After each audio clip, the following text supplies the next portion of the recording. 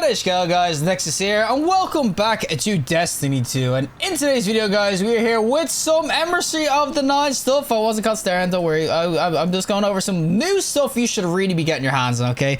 Tuesday Reset is here with a lot of people thinking we're going to get the next dungeon for Rite of the 9.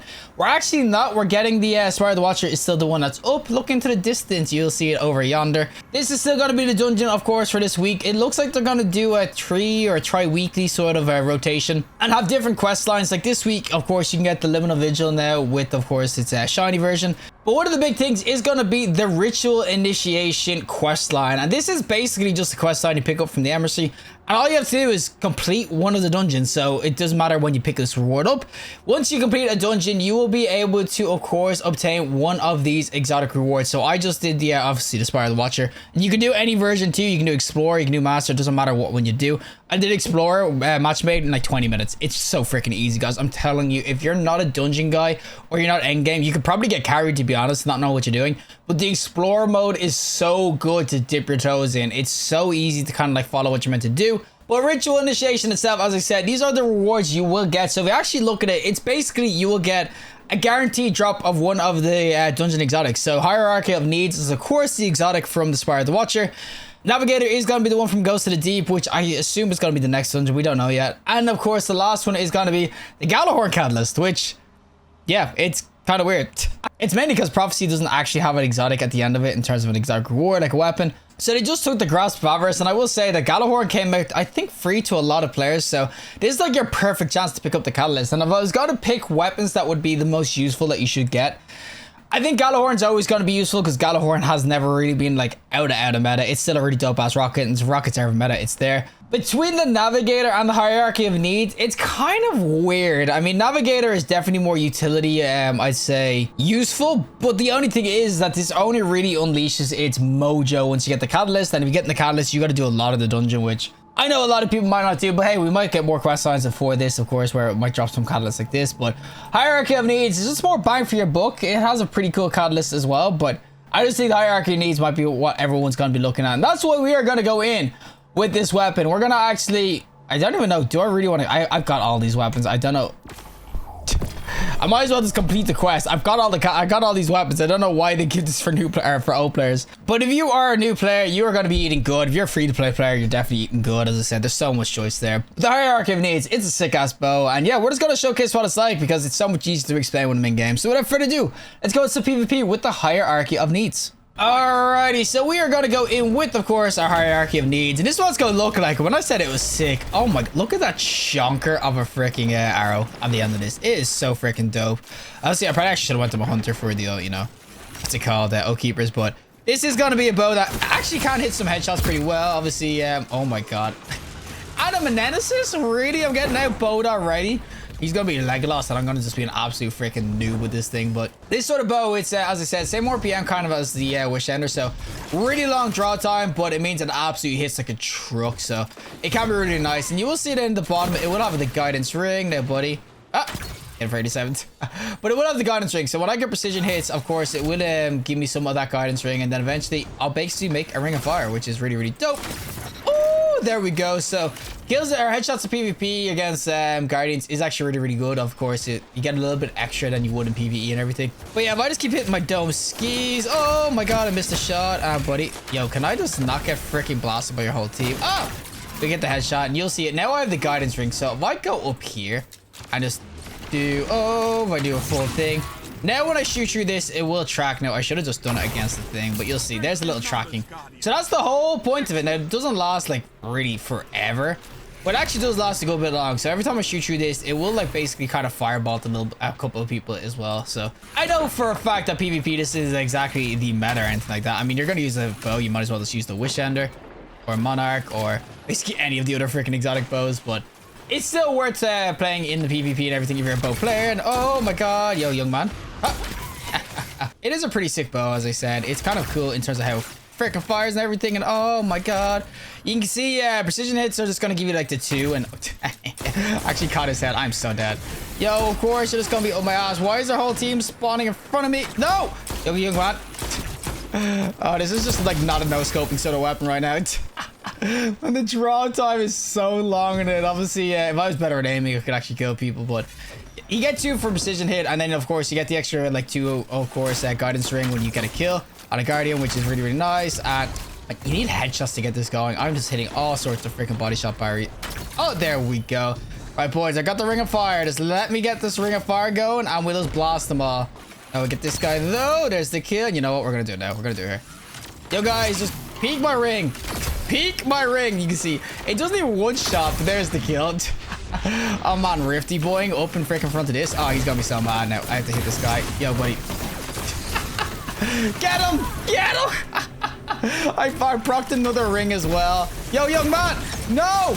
No! My ring of fire! I was stood on a freaking firebolt, man. I didn't even realize I was gonna proc another freaking ring because I got 2 kills. Oh man, when you kind of get it going, it is fun. It's just, yeah, it's one of these super niche weapons.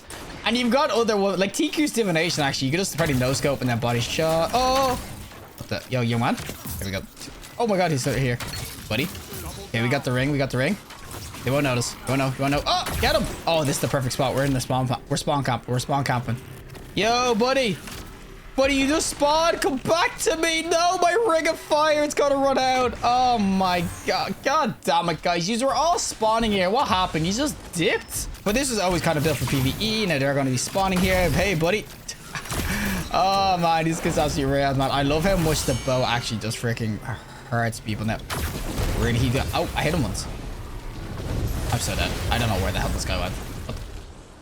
Where did this guy go? How does the dog? How do I lose? Oh, there he is. Oh my god, don't freaking see me. No! Oh, you're so mad. Oh, I'm so mad. Oh, I'm so bad. Oh! Oh, I didn't know where to go. There's only 2 of them. No wonder I couldn't find anybody. Yeah, there's only 2 of these guys. So realistically, I'm not going to be able to freaking do too much of a review against 2 guys because there's got a constant diet. Oh my god, my man killed someone. Because I had him at half HP. Did you just cast freaking hammers on one dude and he survived? Oh, he's dead out.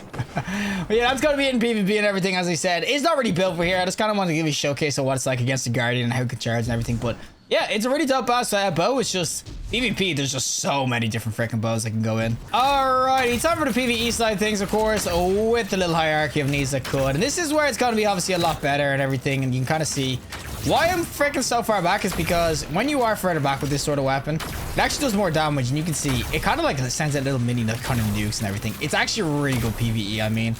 Oh, it's so glorious. And obviously, if you get the catalyst, you can kind of shoot a little bit more, but there's sort of like, I'd say an albedo effect where the more kills you're getting, of course, the more you're kind of spawning it. When you get the ring in, you're going to get more kills. So you can kind of get the guidance ring going consistently. Obviously, if they're not spawning, it's not freaking great. But PvE is going to be obviously a lot better now against clearing and everything like that. I know there is other weapons in the game right now that are, of course, great. Like, obviously, you've got the... Oh, can I get a precision kill? Oh, my God. Or precision hits. I don't need the kills. I just need the hits. Oh, my God. Give me the one. There we go. So now we can get our freaking ball, our ring of fire kind of going. Now we just rail things like this.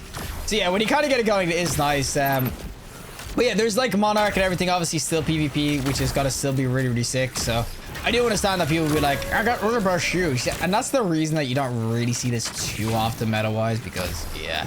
TQ's is there as well as a solar option as well, which kind of absolutely rails. So I do kind of understand it, and I have nothing for him, boys. I do understand why this isn't exactly meta. It's also kind of hard to obtain in terms of it's a dungeon weapon, which people just not really dungeon that often. But I will say, when it comes to something that just looks super freaking sick, and also because you can get it for basically free. I know that you have to go in and do that Rite of the 9 dungeon, but I'm telling you, the dungeon is so easy now. It's honestly so simplistic, and oh my god, I nearly died with them. Man, my team are probably wondering what the hell I'm doing. I'm just shitting up top, but you can kind of see, you can get the guidance ring going so consistently, and oh, and then you ran out of it. As I said, it's just one of the sort of sickest weapons in the game. It can absolutely rail, as I said. When you go actually like mad distances, obviously, as I said, the nukes do a little bit more damage as part of the perk, so you can actually just destroy things at range with this, so it is kind of good for that. But I just think overall that kind of how it works and how it looks and everything, it's worth it for that alone. I mean, it's so freaking sick, man. Did you just know about like a bunch of ads? But it's just so sick. And oh, the Mickey Mouse symbol, look at that. Oh my god, there's just legit orbs and rings every freaking where. Oh, we get these guys though. Give me the precision shot so I can get my freaking thing going. There we go. We get the ring going, and look at them all burn. Hey, buddy. And it's so freaking nice. You can see them all explode. As I said, they definitely could improve on this weapon. That's the thing. They definitely could buff this eventually. I would love if this had like really good ways to maybe ignite, or you know what they should do with how it looks and everything. You can kind of see it looks like your bird wings down the bottom as the icon. It is kind of getting off track, but I would love if they actually turn this that you could float with this thing. Like you could whip it out and fly a little bit like a sparrow. Imagine being able to whip this bow out as a sparrow. We got a freaking sparrow now that shoots. Imagine you could shoot the freaking the ring out with it. A sparrow, that would be so sick. Oh, Bungie, freaking, if you need ideas, you know who to call. All right, we're gonna get a bit more up close and personal because sitting at the back of the map probably isn't great. And obviously, it gets you a little bit more action. As I said, you can kind of like get the, I'd say the mojo of it down, where you're just getting tons of kills like this. You can get the guidance ring kind of going consistently. No scope, go again. And as I said, with the catalyst, you do actually aim, or you do like what's called shoot a lot quicker and everything. It's a lot, of course, smoother to kind of go in with. So the catalyst might be worth it if you like this weapon. Obviously, though, as I said, you got to do master to kind of get that. So I know a lot of people aren't going to have that. But as I said, as far as the weapon goes in terms of PvE, it is still really, really nice. You can go both sides of the ring too. You're not stuck to like one side. So if you're worried about that, you can just legit just swing to the other side if they all jump across you and everything. But as I said, I think overall this is just one of the 6 exotics, and it's such a shame that it's just so underutilized. I understand why. I'm not sitting here saying it's gonna be meta anytime soon, but it's such a shame because it's such a cool ass freaking weapon. And as I said, it is basically, I wouldn't say free, but the guided games dungeon, or the guided like kind of dungeon, it's so simple, guys. I'm telling you, it makes it so trivial. It takes about 20 minutes to do a freaking dungeon run, which is kind of freaking insane. All right, final boss time with a little hierarchy of needs and everything. And this will be somewhere where it's kind of cool as well, because obviously you can kind of sit here just constantly hitting shots, and if you get the damage kind of going, the ignites and scorches, it can actually be really, really nice. As I said, it's not bad at all when it comes to DPS. It's obviously the higher RPM sort of a bow, so it will take a kind of a long time to charge and everything, but once you kind of get it going, I don't know, let's go.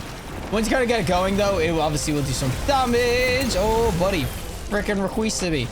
But yeah, obviously precision hits are what you're going to be looking for here, and as I said, when you kind of get it going through the ring, it is pretty sick. Well, that is it for me, and of course, the hierarchy of needs combat bow, and as I said, it's a sick-ass weapon. I think this is just one of the coolest looking weapons in the game. I mean, look at this thing. Look at it in all of its glory. And this is without an ornament. This is just base version. It looks so sick. I mean, oh man, I love it so much. And also, as I said, the Ring of Fire is a pretty cool perk. I think this is one of the most unique weapons in the game, exotics in the game. It's super, super cool. It's just such a shame that it's not exactly the meta, and it's not really close because you got other options and everything. But I will still say, when it comes to that new questline you can do, doing the dungeon, I will say a lot of people should do it because the guided version is super simple. But now that you basically get a free dungeon exotic for doing that questline, it's legit just complete the dungeon. It doesn't matter which one either. So if you're going to wait for Prophecy or Ghost of Steeps, you can. But it's just complete a dungeon and you get a freaking free dungeon exotic. I mean, that is pretty sick. I'm not going to lie. So for free-to-play players, or for people who just never really do the dungeons and whatnot, it takes like 20, maybe like 30 to 40 minutes if you don't really know what you're doing. But overall, I think it's way worth it because you can get some absolute bangers. Because as I said, hierarchy needs maybe not be the meta right now, but my god, is a freaking sick. But regardless, if you like this video, show us a like and read some more content, subscribe. Fantastic day, and hopefully I'll see you in the next collective in the next one.